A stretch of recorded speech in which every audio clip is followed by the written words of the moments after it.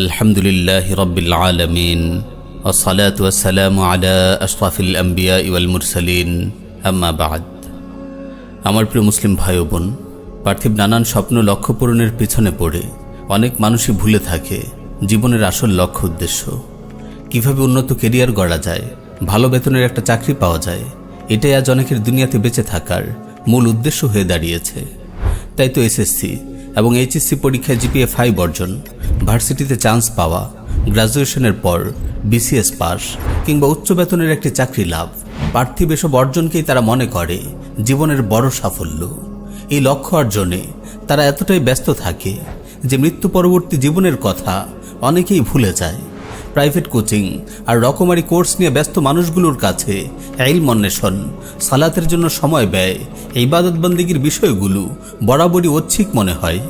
শিক্ষা জীবন শেষে যখন কারো একটা চাকরি মিলে, তখন আবার দিন রাত তার ব্যস্ত সময় কাটে কিভাবে অল্প সময়ে অঢেল অর্থ সম্পদ হাসিল করা যায়, গাড়ি বাড়ির মালিক হওয়া যায়। এ সকল মানুষদের ৬০-৭০ বছরের এই দুনিয়ার জীবনের অর্ধেক সময় কেটে যায় চাকরি লাভের জন্য নিজেকে প্রস্তুত করতে, আর বাকি অর্ধেক সময় কেটে যায় অর্থ সম্পদ অর্জনের পেছনে। নিজের সামনে যে অনন্ত অসীম আখিরাতের জীবন আছে, সেই আখিরাতের সাফল্যের জন্য দুনিয়াতে ন্যাক আমলের পুঁজি অর্জন করতে হবে, এই চিন্তাই যেন তাদের মনে আসে না। পার্থিব লক্ষ্য পূরণে মশগুল থেকে তারা ভুলে থাকে প্রকৃত সাফল্যের কথা। আমার প্রিয় মুসলিম ভাই ও বোন, দুঃখজনক হলেও সত্য, এটাই আজকের অধিকাংশ মানুষের বাস্তবতা। প্রকৃত সাফল্যের ব্যাপারে বেশিরভাগ মানুষই আজ অজ্ঞ উদাসীন হয়ে আছে। সবাই নিজ নিজ পার্থিব উদ্দেশ্য সাধনকে সাফল্য মনে করছে। তাই তো স্কুল কলেজের শিক্ষার্থী ও তাদের অভিভাবকদের কাছে সাফল্য হলো পরীক্ষায় জিপিএ 5 পাওয়া, ভার্সিটির ভর্তি পরীক্ষায় অংশগ্রহণকারী শিক্ষার্থীর কাছে সাফল্য হলো সেরা কোনো ভার্সিটিতে চান্স পাওয়া, চাকরি প্রত্যাশীদের কাছে সাফল্য হলো ভালো বেতনের একটা চাকরি পাওয়া, চাকরিজীবী লোকদের কাছে সাফল্য হলো অঢেল সম্পদের মালিক হতে পারা। আবার এই লোকগুলোই একটা ধাপে এসে যখন উদ্দেশ্য পূরণে ব্যর্থ হয়, তখন হতাশার সাথে বিপরীত কথা বলতে শুরু করে। জিপিএ 5 পেয়েও কেউ যদি কাঙ্ক্ষিত ভার্সিটিতে চান্স না পায়, সে বলে কি লাভটা হলো জিপিএ 5 পেয়ে। ভার্সিটি থেকে গ্রাজুয়েশন লাভের পরও কেউ যদি উচ্চ বেতনের চাকরি না পায়, বছরের পর বছর বেকার সময় কাটায়, সে হতাশ হয়ে বলে কি লাভটা হলো এত সার্টিফিকেট আর ডিগ্রি অর্জন করে। আর চাকরি পেয়েও যে অঢেল সম্পদ গড়তে না পারে, তার কাছে চাকরিটাই বৃথা মনে হয়। সে যখন দেখে প্রাতিষ্ঠানিক ডিগ্রি অর্জন না করেও কেউ ব্যবসা বাণিজ্য করে অনেক ধন সম্পদের মালিক হয়ে গেছে, তখন সে ডিগ্রি না থাকে সেই ধনী লোককেই বড় সফল ও জ্ঞানী মনে করে। এক কথায় একটা পর্যায়ে এদের সবার কাছে দুনিয়ার অর্থ সম্পদ অর্জন করে প্রতিষ্ঠিত হতে পারাই বড় সাফল্য মনে হয়। আমার প্রিয় ভাই ও বোন, শিক্ষা জীবনে ভালো রেজাল্ট করা, জিপিএ 5 পাওয়া, ডিগ্রি লাভ করা, ভালো বেতনের চাকরি পাওয়া, অর্থ সম্পদ অর্জন করা, এই সব কিছুকেই আপনি আপেক্ষিকভাবে পার্থিব সাফল্য বলতে পারেন। তবে জেনে রাখবেন, এগুলোর কোনোটাই একজন মানুষের চূড়ান্ত ও প্রকৃত সাফল্য নয়। তাহলে কি আমাদের চূড়ান্ত ও প্রকৃত সাফল্য? আমার প্রিয় ভাই ও বোন, কখনো কি এই বিষয়টি নিয়ে একটুও চিন্তা করেছেন যে মহান স্রষ্টা আমাদের সৃষ্টি করেছেন, তিনি কোন বিষয়টিকে আমাদের জন্য প্রকৃত সাফল্য বলেছেন? সূরা আলে ইমরানের 185 নম্বর আয়াতে আমাদের রব প্রকৃত সেই সাফল্যের কথা আমাদের জানিয়ে দিয়েছেন। ফামান যুহজিহা আনিন নার ওয়া উদখিলাল জান্নাতা ফাকাদ ফাজ, যাকে জাহান্নাম থেকে দূরে রাখা হবে এবং জান্নাতে প্রবেশ করানো হবে, সেই সাফল্য লাভ করবে। হ্যাঁ আমার প্রিয় ভাই ও বোন, জাহান্নাম থেকে রক্ষা পেয়ে জান্নাতে প্রবেশ করতে পারা, এটাই চূড়ান্ত ও প্রকৃত সাফল্য।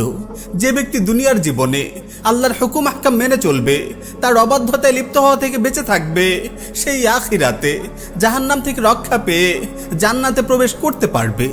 বস্তুত এটাই মানুষের জন্য মহা সাফল্য।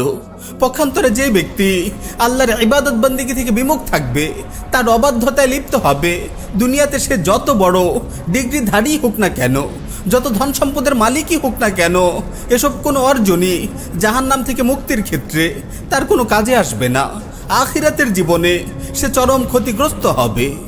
সুতরাং আমার প্রিয় ভাই ও বোন, আপনার রব আপনাকে কেন সৃষ্টি করেছেন সেই উদ্দেশ্য সম্পর্কে জানুন, তবেই আপনি প্রকৃত সাফল্য অর্জনের ব্যাপারে মনোযোগী হতে পারবেন।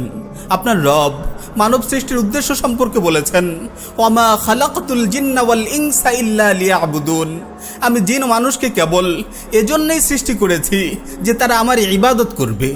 আপনি কেবল পার্থিব পরীক্ষাগুলোতে ভালো রেজাল্ট করাকেই জীবনের একমাত্র লক্ষ্য বানাবেন না। মনে রাখবেন, আপনার রব আপনাকে পরীক্ষা করছেন।